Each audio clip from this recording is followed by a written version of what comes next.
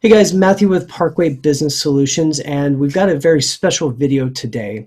We actually had one of the people who had watched one of our videos, Amara, reach out and talk to us, and we got really fortunate that she is with Bank of America. So we were taking a look at the application process for the PPP Paycheck Protection Program through B of A, and she agreed to actually go through this whole process a second time so we can document really what they're asking and what it's going to look like.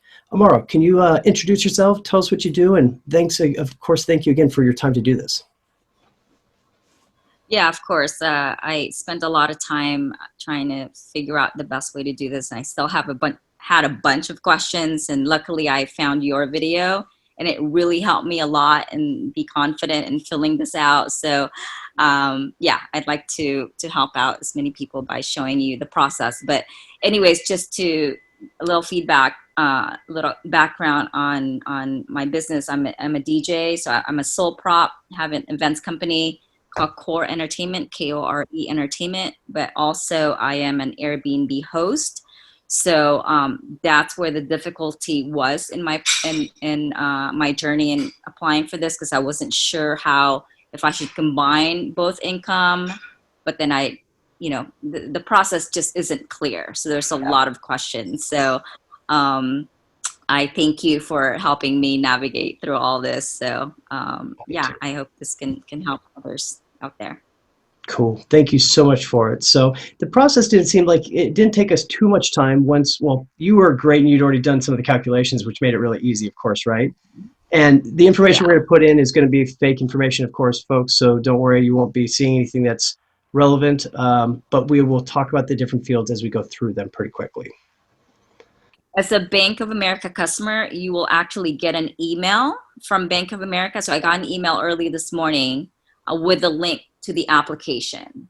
So I suggest that you just open up a browser, log into your Bank of America account, and then click on that link in the email. Otherwise, you'll have to Perfect. log back in, and it just gets confusing.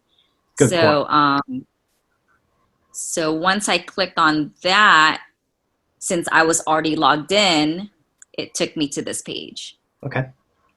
Okay. So I click on apply Click now. apply now. And of course, it is important for everybody to go through and read all the specific details. Of course, if you've got questions, this is the disclaimer we're going to tell you again at the beginning. Neither of us are certified public accountants or legal professionals, so you should reach out to your own legal counsel or tax professional to make sure that you're doing this just correctly, but we're going to help try to provide you some guidance, of course. So going through, basically, the top part, of course, you have to figure out what your average monthly payroll is. If you refer back to one of our prior videos, it tells you a very basic idea at the top of whether you're a seasonal employer, non-seasonal employer, if you're a brand new business, or a sole proprietor is basically the four different types of options that you'd be looking at. So in this type of circumstance, because you are a sole proprietor with these two different businesses, we went with the sole proprietor, and you're able to consider anything that was up to the $100,000 on the annual aspect of it. What we had done is taken the full 12 months, took that number, divided that by 12 to figure out an average, and let's just fake it real quick. Let's put $7,500 as the average amount. So from that, you'll see it's going to automatically do the 2.5 times to put in the requested loan amount. Makes it nice and easy. Now, number of employees. This is obviously going to vary per company, and it's a very, very important number. And the difficulty we found is there's not great language that specifically says that a sole proprietor that is not on payroll should be considered as one person. You know what? The number of people supported by your company. Actually, I didn't notice that before. So one would be supported by the company, right? Would be at least one. The distinction there being, if you're not on payroll, you're not necessarily an employee, but number of people supported by your company would be a one if you're a sole proprietor. Then the question here is, what are you going to use this for? What's the purpose of the loan? Payroll, rent. You can do mortgage interest, but you can't do the mortgage itself. utilities, or other interest specifically for other loans that you may have outstanding. And keep in mind what this is really saying at this point is you're going to calculate everything only off of the payroll amount. So that means if you had, let's say you had a company that everybody was salaried and nothing changed whatsoever, your average payroll cost last year per month would be exactly what your payroll was now if nothing ever changed. So it would cover exactly your payroll and you wouldn't have any extra left over to cover rent or utilities. But if your payroll was heavier last year and you received a higher amount, if there was extra amount, you could use it for these other approved expenses only. That's what it's really talking about. So there was one extra question which we didn't answer right there, of course, for privacy, is you just, by logging in the way we did, it's actually going to give you the ability to choose your account. It's redacted, of course, but it shows balance. It'll show which one you want the money to go into, and now you have to put your business information in. So I'm going to give you some fake info to put in. Let's put in 1212. We're hoping this firm is not smart enough to understand what we're doing here, but we'll see. And then we click continue to go to the next part. All right, let's see what's it doing. No PO boxes, please. Ventura, California.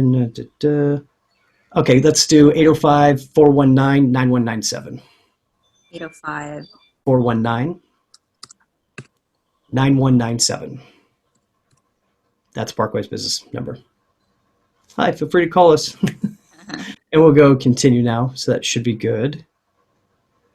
Perfect. So real quickly, we added in a proper tax ID number. It's truncated now. You're going to go through with the different business entity details, of course, and we'll continue down from there. We're almost done at this point. Click on. And these are the different. Yeah, different entity types. Good point. Okay. And hopefully you know the different states. Yeah. So now it pulls up here. So we just went through and actually rebooted the process, because if you're not actively clicking through your Bank of America, keeping that logged in, and you only get halfway through, you can get kicked out. So we're going to go somewhat fast so we didn't get kicked out again. But these are some of the other questions it's going to be asking. So does your business have a DBA? Yes, it does. So if you have, like for our company, it's Parkway.Business Inc. Our DBA is Parkway Business Solutions. You would put something like that in here. We'll go ahead and hit continue at this point. Now the next one's all these questions. So, and you've seen some of these when you already did the EIDL, which is any applicant owner been suspended, debarred, proposed for debarment, declared ineligible, voluntarily excluded from participating in this transaction by any federal department or agency, or presently involved in any bankruptcy. Yes or no? So we're going to say no for us. Has the applicant an owner of the business or any business owned or controlled by any of them ever obtained a direct or guaranteed loan from the SBA? No, we have not. We've never defaulted on them. Is the applicant or any owner of the business have a common management with any other business? So if you had a secondary business that somebody was part of, this is where you would say yes. We're going to say no at this time to expedite the process, basically. Has the applicant ever received an SBA economic injury disaster loan? So this is a gray area. At this point in time, no, I have not received an economic injury disaster loan. We have applied, but we haven't received it, so we say no. Is the applicant an individual owning 20% or more equity in the subject to, so if anybody's subject to criminal blah, blah, blah, 20% or more? No, we're not. Within the last 5 years, no felonies, never been on diversion, anything else, so we can say no there as well. We click continue. At this point, this next screen is automatically going to populate some details specifically because you're logged into your bank account. Now, we've blocked some of that information out here, of course, but you'll be able to see what we're talking about. You fill in, of course, your job title, so we'll put owner. You would actually look at your SOS if you are a CEO or whatever your title is there, you should match that. You'd put your date of birth in, phone number, of course. This is your direct number, not a business one. So this is your personal information is the whole point. So we've reviewed basically all the details, put the information in our fake data, of course, and now we can click continue, and we should be very, very close. We'll go back to the top here. Do you happen to have, so it would ask social, and you'll notice that it's pulling stuff that's already from the account. So fortunately, it's truncated for us at this time. Yes, we are a citizen. Are you dual citizenship? No. country of residence is important. Click continue. Percentage of business ownership. We're going to put 100% here right now. So it's just one person. If there was multiple, you'd have to list for both people. And again, are there additional owners with greater than 20%? Now we're going to say no because we've already put the 100%, but you would list anybody that has more than 20%, and then you'd have to add their details in also. That's where if you start having complex business structures, you would need to take care of that. So we'll go ahead and do continue. And just a quick note, when I filled this out as a sole prop, It didn't ask that. it's been asked this. So Great depending point. on what you choose as your business will have different questions. Very, very good point. I'm glad you brought that up. And actually, that's how it should be done. So that's great. So we'll go continue. So now we come to where we have all of the authorizations, the things that you're declaring. So you're, of course, going to have to agree that you've read by all the statements required by law and executive order included in this form, that you will comply whenever applicable with the civil rights and other limitations of the form.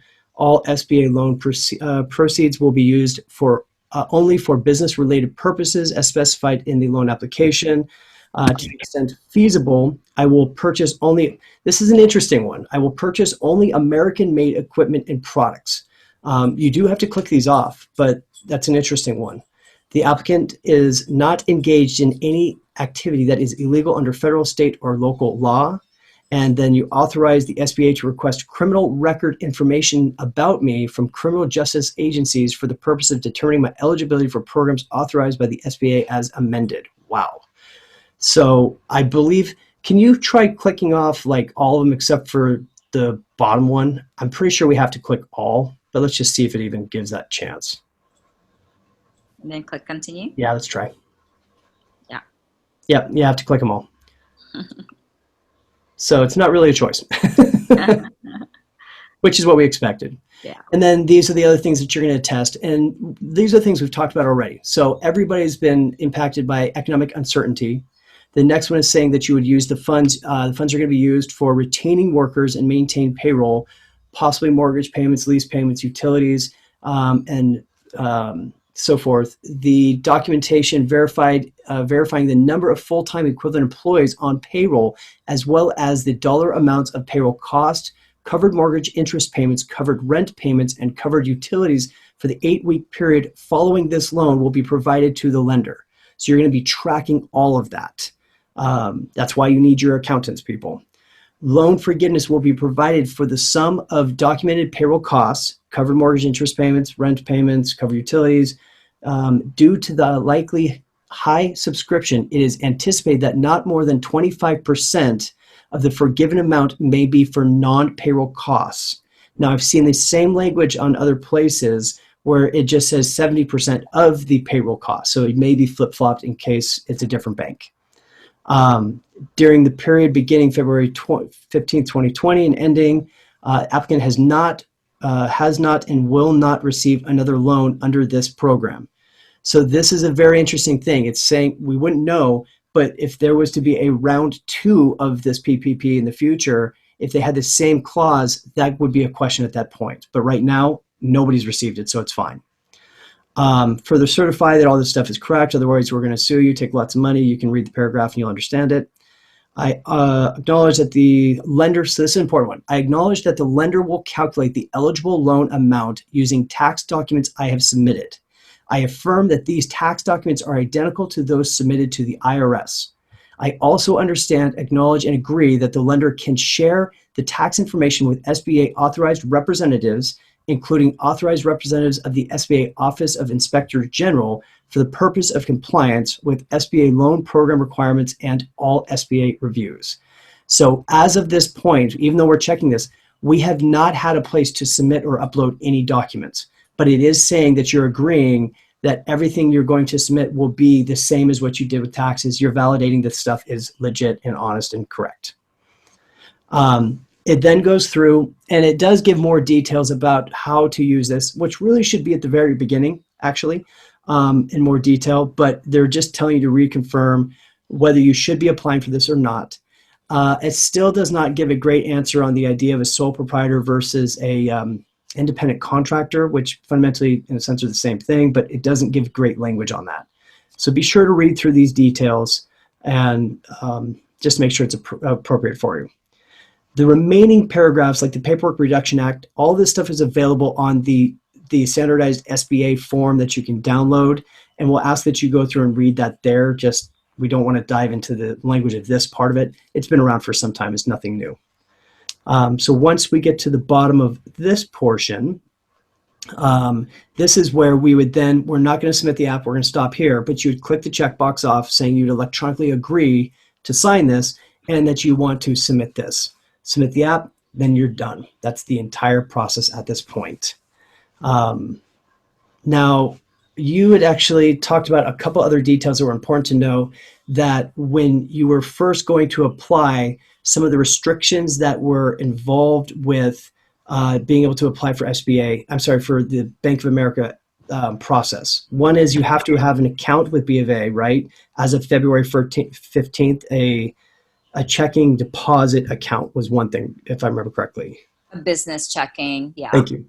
And then there was a question that we can't confirm at the moment, but we believe that there was a need for it to have a connected card to it as well. Is that correct? I believe it was a credit card or a loan of some sort connected to your business checking account. But yeah. So please verify that part. We don't want to switch away from the screen because I don't wish to show any private information, of course, but you'd want to verify that part. This is the only bank that is open at this time, which is why we're showing this. There was question in the language on B of A's as to whether or not subcontractors could actually be used in the calculation of total payroll costs. During our submission here, we did not do that part of it because we were pretending and going through it pretty quickly. But I do want people to be aware of it, and they need to do their own research on it. What was weird about the language is it said that you would have to provide all of the totals for 1099 miss forms, but not to include any services, subcontracted services, which to me, I'm confused there because most subcontractors are service-based. You would break out the materials anyways. So something for people to look into. Any last advice, words for the process? Anything you learned out of it? No, just make sure you calculate. I mean, you did a great job explaining how to calculate the payroll. So that really helped me out a lot. Awesome. So just have all that information prior to applying. Awesome. Thank you so much for taking the extra time to allow us to do this video. I truly appreciate it. Please, guys, show some love to her in the comments below. Really, really appreciate sharing the knowledge on this so we can get it out to everybody else. As always, here's wishing everybody a very, very successful week. Thanks.